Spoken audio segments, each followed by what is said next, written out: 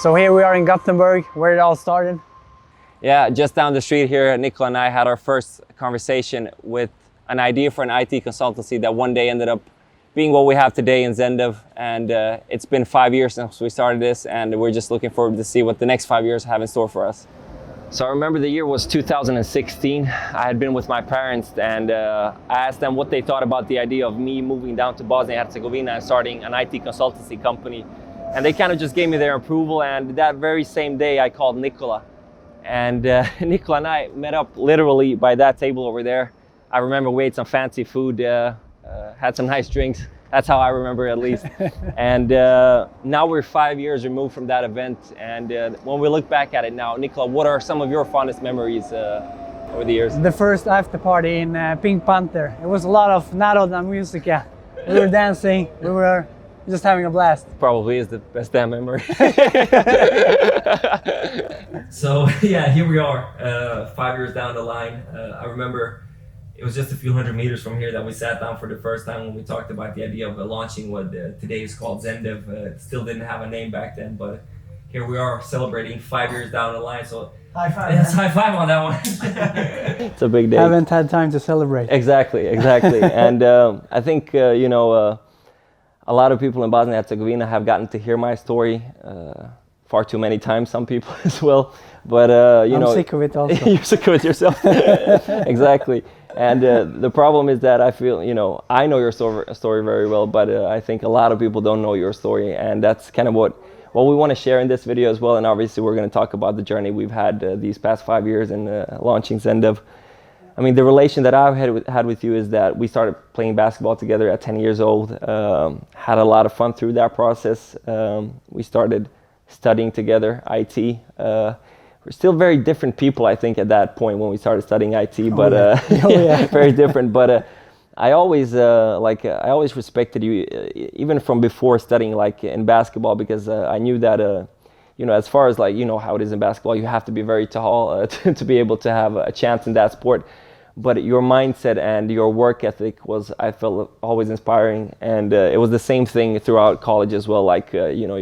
You like to have fun as well, but you made sure to get the work done as well. And then from that also, not just college, you had some of your own projects, and I watched you work on those as well. And you had that same mindset that I had, that you had to finish things that you started. And I remember, like everybody goes through tough times, and I remember at one point you told me, I was wiping tears and programming. And I just remember thinking, that's the kind of person that I need to work with, because people usually say, be careful in starting business because you're with your friends, because you never know how it turns out, and it might ruin a friendship. I think one of the reasons that it's worked out for us is because we've always had the same ambition level. Yeah, I agree with that. I agree with that. So if you can just tell everybody a little bit about yourself. I mean, who is Nikola Mirković? Yeah, my name is Nikola Mirković, and I was born and raised in Gothenburg. My dad is from Montenegro originally, and my mother is from Finland. When I come to the Balkans, I always say I'm Mieszany Meso, and that's really how I feel. Also, you have mixed roots, but in the end, I think I originate from all places. I would say it's Finland, Sweden, and Montenegro. But like you said, our paths have crossed many times. Basketball was something that I really lived for a long time, 10 years, and I always believed that I could make it, and I don't think it's only for me. I'm just a super optimist and see the potential not only in me but in everyone, I think. And so like you said, also I was really short, but I never saw that okay, it was tough to be that, but I saw that other people have made it. So I really believed for almost until the end, when I was 20 years old and quit, that I really was making it as a professional. And that's looking back, I obviously understand that I was that was not the reality, but I think I go in this my own reality and just try to be very focused on the goal. But that's such a strength, I think. I mean, obviously, maybe some people say that you're delusional at that point, but I think throughout life, I mean, and that's kind of been the difference. in that aspect, as far as like the positivity, really believing in yourself, I think you had that part naturally for yourself. I had to build on that part because I went from a pessimist, and I dare not quite call myself an optimist yet, but somewhere in between a realist and an optimist, because I think you have to be, if you're in this line of work that we are, like entrepreneurship, you have to be leaning towards the optimist side of things to be able to do the things that are so tough to do generally. And I always felt like, we happen to be in IT, both you and I think, we've talked about it a few times. It wasn't an obvious choice maybe for either of us when we made that choice. But the thing that I always saw with you was like you were always passionate about the entrepreneurship side of things. That's the direction that you were thinking in. And why do you think that is? No, I think I always had a passion for business. I mean, I started working just delivering papers when I was 8-9 years old, and just make a living and try to make money, I guess, to buy like grilled chips or something like that to start with. But then I remember I was selling like burned CD games when I was like 11. So I always had a way of making money, I guess, and that was something that just inspired me, because I mean I come from very humble backgrounds as well. Both of my parents never went to college or had like a well-paid job, so that's definitely a factor that has motivated me to just not have to think about my personal economy. But yeah, like you said, I applied for college and I actually chose IT, and I chose economics before IT, but I didn't get in, and that was the best thing that ever happened to me. Like otherwise I would not have the competences that we have, which is the future. And at the time IT was really low grades to get in, so that's how we ended up in the same class. And I remember we didn't even know it, and I just saw you in the class, and that's how we started IT.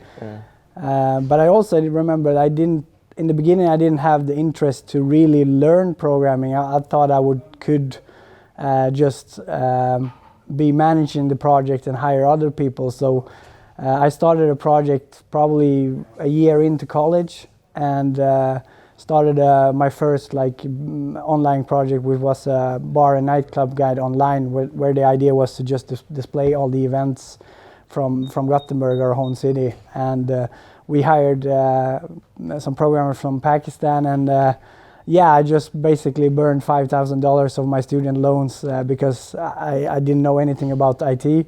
And when you're a student, that's a lot of money. I remember it then. Now it wouldn't be a big deal, but back then it was like, wow, it burned through that. How did that feel? Yeah, not good at all. But, I don't know. As I didn't take it too hard. It's just money, but I learned that I have to learn programming myself to get control of the product. I mean, if you're starting an IT company, someone in the company needs to know the technology. So that was tough, and I think at the same time I wanted to the dream of having a business online, that was motivating me to, because I started to travel a little bit at the same time. I went to Bali, Indonesia, the first time outside of Europe, and I thought it was so cool if you could have a business online and just work from anywhere. That was the motivation factor for me after that. So continue with that, and then we both got internships in the US at the same time, and that was a no-brainer for me. I just wanted to travel. So again, it wasn't the work that what motivated me, was to go into California, and I was working on Infineon Technologies, which is a pretty big semiconductor company. Interned there as a programmer, so I learned web programming even better there. But at the same time, I was always working on my side projects, which was the end goal. And after 8 months in Silicon Valley, I moved to Santa Barbara with my then girlfriend, current wife, and we lived there for 2 years, where I was studying IT courses on distance and worked on my web projects. And I think that was the part when I was crying and programming, because there was like, I think I did 30 or 40 projects and didn't make any money on anything, and I was like by myself for 2 years. I didn't think about like the social situation to get like any like co-workers or anything. So I was just working by myself 12, 14 hours a day. And it was very lonely, I must say. Yeah, that's where I really learned programming, to program very fast, and Linux server administration. And we decided to move back to Sweden because of the social factors. Yeah. We didn't. But before you come to that we moved back, you mentioned earlier that our paths crossed many times, and they certainly did, because in that period when you were living in Santa Barbara with Sanna, I had already moved back to Sweden again. I was studying at my master's entrepreneurship and business design, and we kind of found a way to squeeze in another one of our projects. So I came over to you to Santa Barbara. We stayed there for almost 2 months, where we created this affiliate-based e-commerce store, if you will, and it was. I mean, for me, I know you. I know you were in a tough space. For me, it was so much fun, because like what we did, we probably worked 10 hours a day easily. Yeah, it was a lot more fun when you were there. That was a huge upside, just not being by yourself. Yeah, I can imagine. Because I've been on the other side of that as well. I've done 6 months by myself, by the computer as well, and loneliness is kind of the curse for a lot of entrepreneurs. So if people are going through that at an early phase today, I would say to people, try to find a partner to go through this with you as well. The other day, somebody posted something on LinkedIn, and they asked, should they found a company with a co-founder or by themselves? And I left that comment like, just do it with a co-founder, because it's just so much more fun, because nobody cares as much as the 2 or 3 or 4 of you that have co-founded the company. Yeah. It's it's half the part of this journey. But in that period that I came to you guys and I worked with you, that I think that was kind of like almost that was our dating process to see if we would work in starting a new company, because it was the first time we were working full time on something that we gave it our everything. And I had seen this that I hadn't seen with some of my other friends that I tried to start companies with before, where, and you had, because we talked about, you had seen the same thing, that sometimes the ambition level wasn't matching. And it would create a disbalance and a friction, and would sometimes take a toll on the friendship as well. And that's why I think like we found out that, okay, if we start a company tomorrow, we would gel really good together for a lot of reasons. But I think we realized that the ambition level, and then there's also the part where, we have just enough of stubbornness, but not too much to stifle each other, because, we do have our ideas about how things need to be done, but we still give each other enough room for, to express each other's ideas, if we say. I say that to many people. I don't think we have had a real fight in as long as we've known each other. Like, okay, we have disagreements, but really we just decide on one thing and then try it out, and just not to argue about it, because I think we don't, probably something that we should do more, just discuss. We just go, we just execute, and that's, we don't even discuss, we just do. And then if we have a disagreement, we just say, okay, we try your way, and if it doesn't work, we try the other way. Yeah, we've been quick to fail. I mean, just focus on the execution all the time, and that's because you never know. It's just opinions in the end. Like, just showing each other trust in that sense, that we believe that the other person has seen something that we haven't seen ourselves. So I think that was really important. And then that brings us back to Sweden. So after your visit to the US, you'd been a few more years than I had, and you moved back to Sweden. You started working for an e-commerce company. And that was actually at the same time I did make it with one of my websites that it was called customerservice.com, and I think the pressure just fell off when I got a stable income. I could just create the website that was giving me a passive income, which was the end goal for me. So at the same time, when I was working at this e-commerce company, I managed to actually succeed in the goal that I had to find an income online. So that felt really good after those horrible years in Santa Barbara. And it happened about the same time for you. I mean, maybe a little bit earlier for me with those websites, maybe a year or two earlier, and maybe I started creating the websites a year or two earlier as well. But I agree, and it became that, and I think we both knew that if we wanted to go down that path all the way, we probably could have, have that be our only focus. Yeah. But at the same time, when you have reached that milestone, you understand that that's not what you want to do either. Yeah. Like, okay, if there was a product that we could create a company of, then we probably have done that. But I mean, that was the next level, to start a real company, not just a one-man show that it was for us separately. Yeah. So. And I had already, while you were working at that company, I had tried to create that real company, if you will, with the story with a real startup with that I started together with my professor there and a few other people that co-founded it. Yeah. It didn't go quite in the direction that I wanted.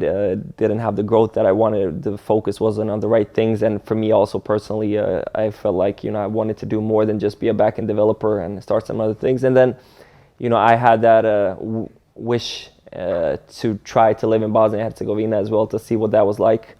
Yeah. And because I had that, I've told this story a few times before, because I had that wish. I knew that it could be a very, very lonely journey if I would just move back to Bosnia and Herzegovina and keep coding in a basement, because we'd already gone through that phase of being very lonely, and I was unsure about the quality of life. And that's why the whole idea of a consulting company seemed natural. And I obviously knew that there were some things that I'd already been there long enough to see that there was an IT community that was growing, so we had the competencies that we needed, but really we didn't know much in that business, in ZenDev. But and this is goes the direction that it's always with you. Like, somebody will present the idea to you and you only see the upsides, like, oh yeah, this is a great idea, let's do this and that. Yeah, it's like, I won't say that, like, ZenDev was like the 30-40 other projects that I've done, some with you. Like, every time I go, I just go in with the feeling like we can't fail.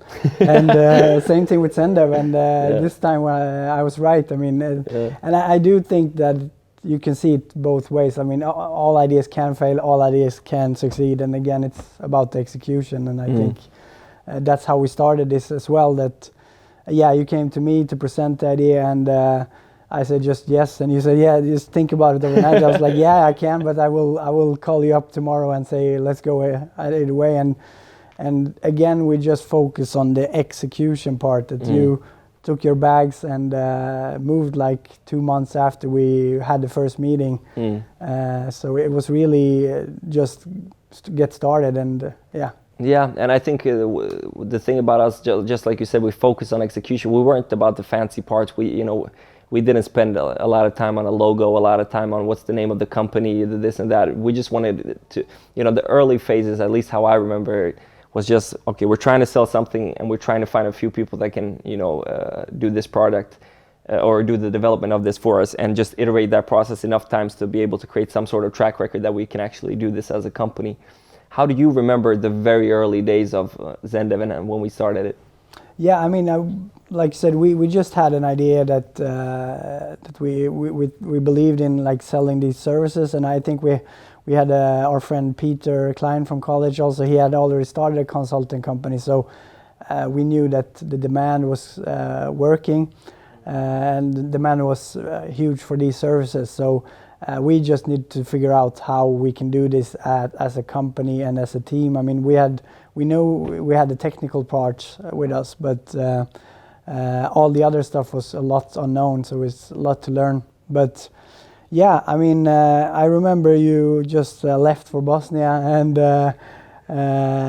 we were starting a Slack channel, and that's also how the reality has been for me for 5 years. That I mean, I just suddenly 3-4 people shows up in Slack. I remember it was Riyadh, Philip, and Amina.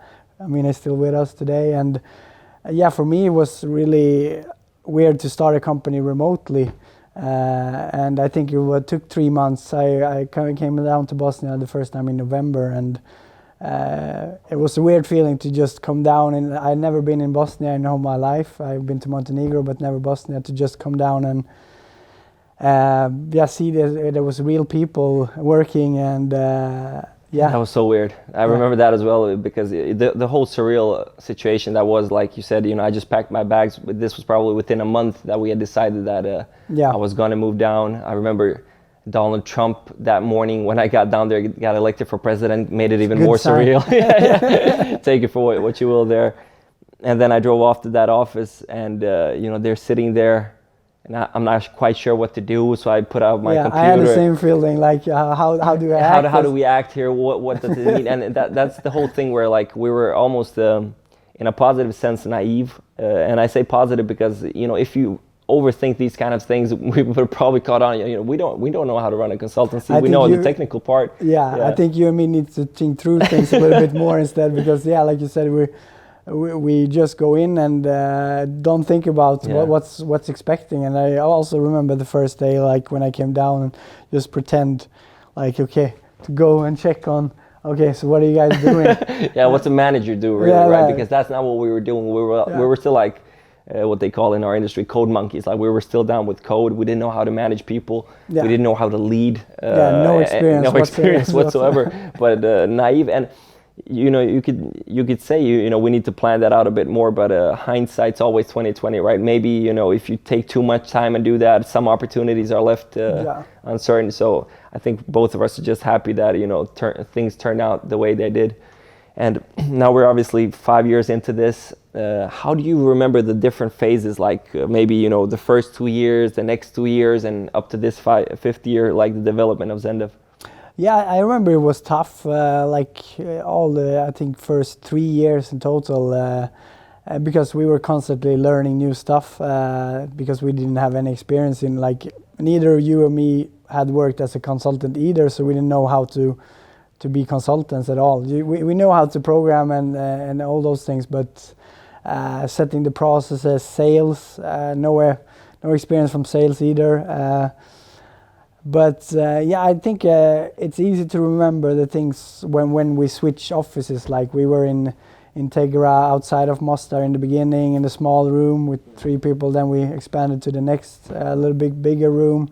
But I think one big move that I remember was when we moved into the city of Mostar, which was the co-workers' suggestions. But I think they were right to be in the middle of the city, and it felt a little bit more bigger and more better energy, right? Yeah, and I think those things also, when we have moved places, that it also symbolizes some sort that we are more people, and we have done a lot of successful projects, and then we got a management. Adnan came in, was it 2 years in? Yeah. And he helped us a lot to get organized. That was still maybe something that we can improve on. But then I think the next milestone was actually like when we renovated like the 5th floor, because that was the first time I felt, wow, this is to international standards an awesome office. I can be really proud of what we have built here, and I can see the energy that everyone was so happy working with ZenDev, and that symbolizes again the management behind it. I mean, we would never be able to pull off a construction of a whole floor and manage that project by yourself. Like Adnan took a lot of work there and just completed a lot of projects that we have the finances to do that. And what a lot of people don't know about that year and that story and that renovation was that was not a good year for us, because and I've told this story many times as well. We lost our bigger client.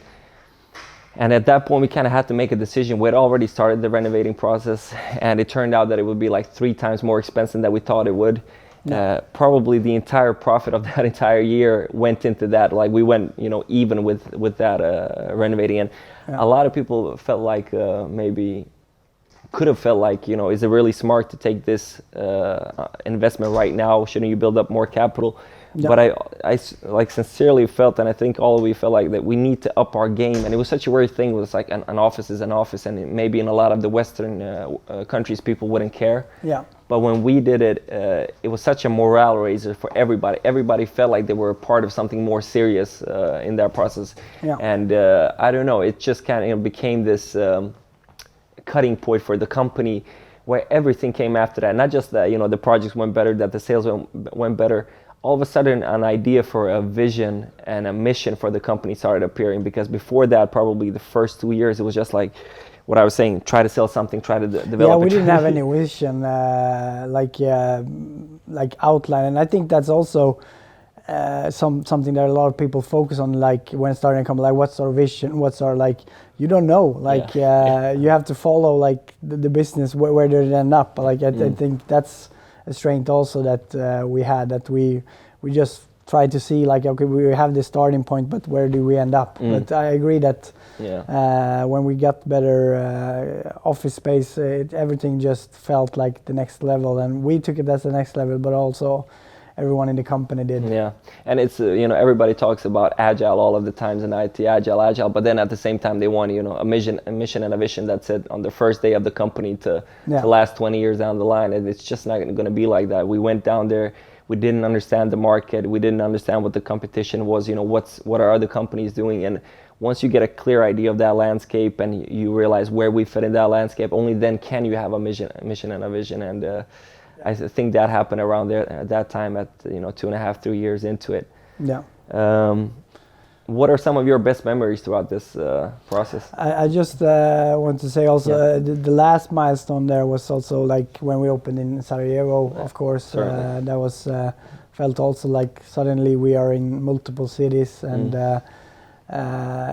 it was great that Amina, who has been with us from the very start, was actually like living in Sarajevo, working remotely.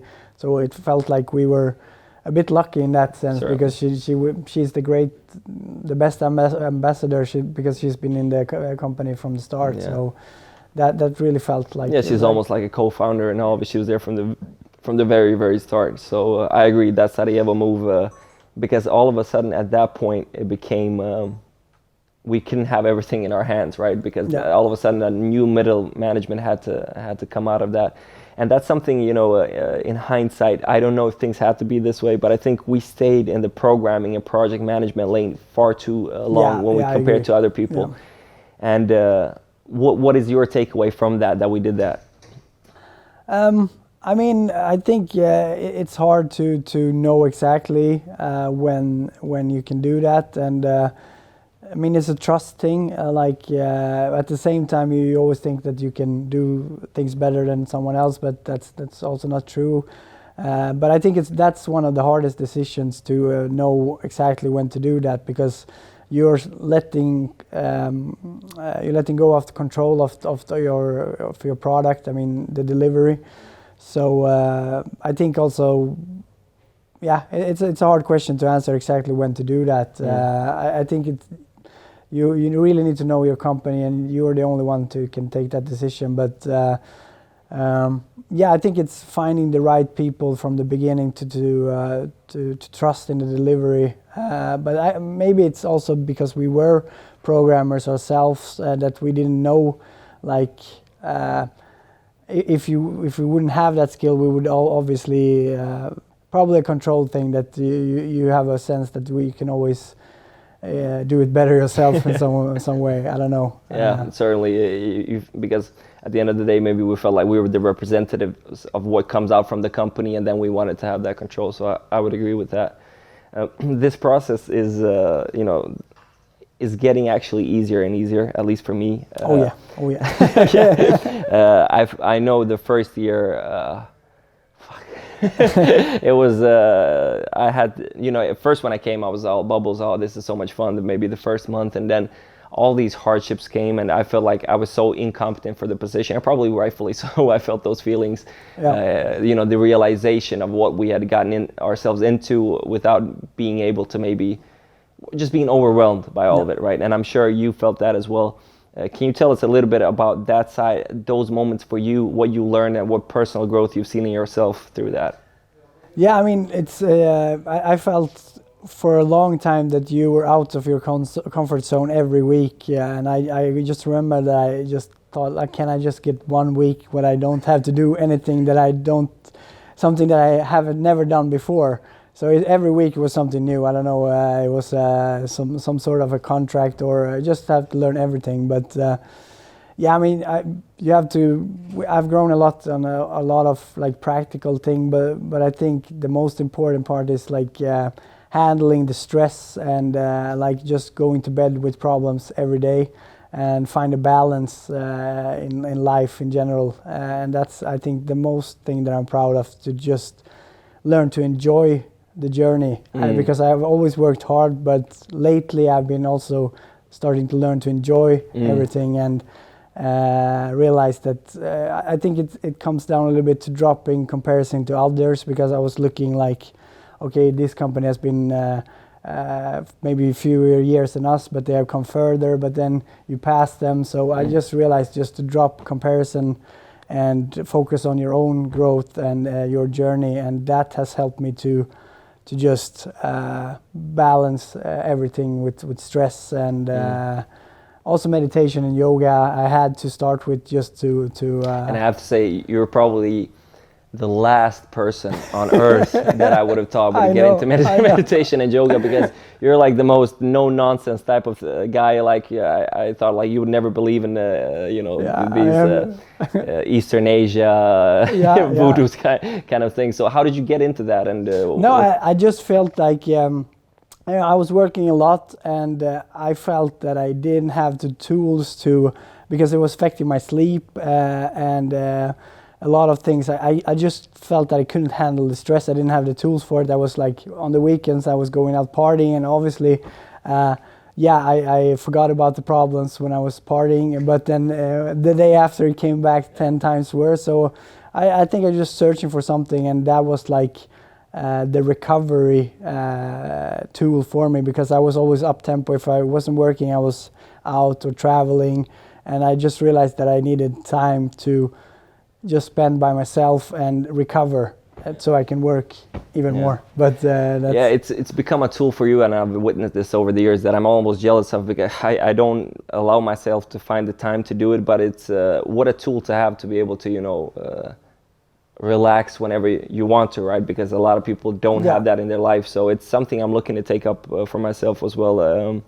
Yeah, but it's so that has helped me in like enjoying everything, and just realize that I think also, of course, that everything is going a lot better, so that has dropped the stress. But at the same time, I think you and me have a really high tempo, and I just learned to.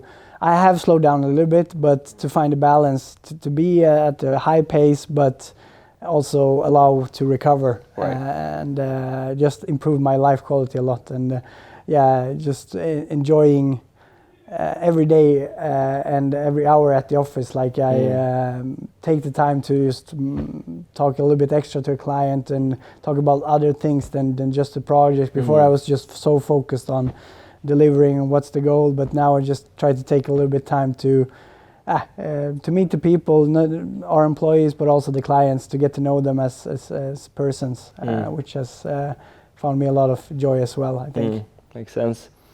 And I agree 100%. Obviously, we're 5 years into this journey. I know we set out some goals 5 years ago for this as well, but it's kind of taken some turns that we haven't expected as well. It had some effects that we didn't expect, mostly for the positive, actually, I would say. And also, I think perhaps both of us have,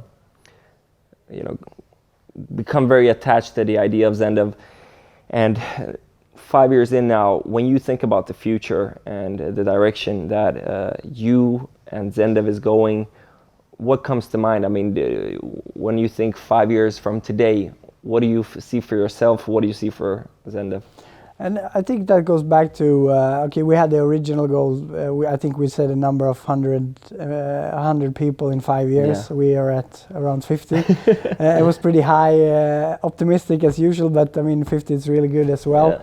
And I think like I want to go back to that what I were earlier about like enjoying the journey, and I just feel like that we are in a space now that we really do just have a lot of fun, and I think we can work like this forever. It feels like so I mean, obviously we see growth, we work really hard, so the growth comes by itself, but I just see us in more locations, maybe some more locations in Bosnia, maybe Montenegro, maybe Croatia, maybe Serbia, I don't know. But I think we have a really good base, a good culture, and a high level of technical competence. So if we can expand on that, we can go, I don't know how far. It's unlimited, I guess. We have also talked about, I guess, the incubator and the products, and I think that's something that you and me think it's a lot of fun to get back to have our own products, and we have started a few already, but to expand on that, I think it's a lot of fun as well. Certainly, I think, like you said, we've always been about the products because it's more of a creative outlet than perhaps doing products for other people. But at the same time, I think that not just Bosnia and Herzegovina, but probably the entire Balkans needed these last 15 or 20 years of outsourcing to up the level of technologies, technical skills. Yeah. The problem that we have seen is obviously that the business side of things is usually not done there. It's usually done in Germany, Sweden, England, USA, and so on. And thus we haven't developed those skills really. And that's something I think we want to go through our company, develop a culture for that on the Balkans, so that people actually can learn how to go through that process and create a globally recognized product. Yeah, and also like products for the Balkan itself, like there's a lot of room for improvement. Like there's basically no e-commerce yet. There's so many things to do in the region, but I feel that's the part where people can improve mostly, because we have excellent programmers.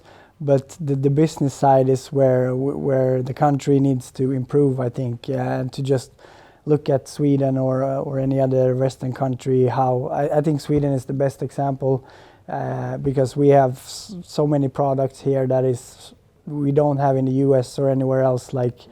So I hope we can take a lot of those products also maybe locally to improve the countries at the Balkans, because we have the local presence, but also why reinvent the wheel? We can just take some products from here and just do the same in the Balkans. Yeah, because most of those products are really just all about improving the life quality of people that are there.